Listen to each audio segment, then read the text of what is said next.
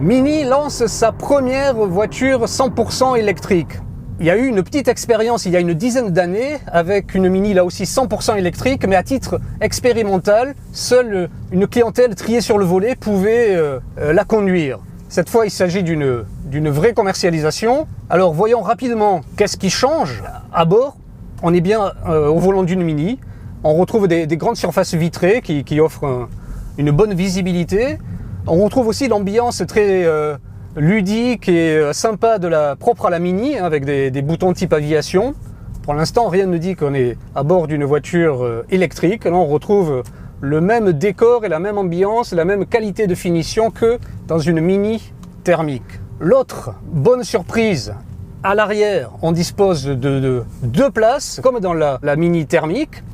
On ne perd pas de place ni au niveau des places arrière, ni dans le coffre, qui reste identique. Le secret, eh bien, les batteries viennent se loger sous la voiture, à la place de la ligne d'échappement et du réservoir. Des batteries en forme de T qui permettent comme ça de ne pas empiéter sur l'habitacle. À la conduite, bonne surprise donc pour l'agrément. On dispose de 184 chevaux. Dès qu'on accélère, pas de perte de motricité, la voiture s'élance tout de suite. Le couple est disponible dès les 0 tours minute. C'est très sympa, très agréable, très facile à conduire.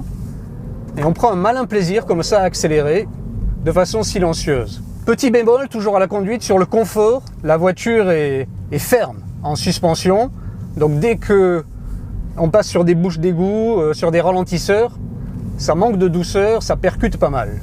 Pour finir, quand on parle de voiture électrique, on a envie tout de suite de connaître l'autonomie et les temps de charge. En autonomie, Mini annonce 245 km. Bon, on n'est pas au niveau de la Renault Zoé, c'est inférieur. Mais 245 km pour un citadin qui effectue tous les jours des petits trajets, c'est largement suffisant. Le défi maintenant, c'est d'offrir des temps de recharge très courts. Et là encore, Mini se défend pas mal. Avec cette donc Mini 100% électrique, on retrouve 80% de la batterie en seulement 35 minutes sur une prise rapide, ce qui est quand même, avouez-le, pas mal du tout. Sur une charge lente, chez vous, à la maison, vous arrivez dans votre garage, vous branchez la voiture sur une prise classique que vous utilisez habituellement pour une perceuse ou pour votre lave-linge. Là, c'est plus long. Mini annonce 13 heures pour permettre aux batteries de retrouver 80% de leur capacité.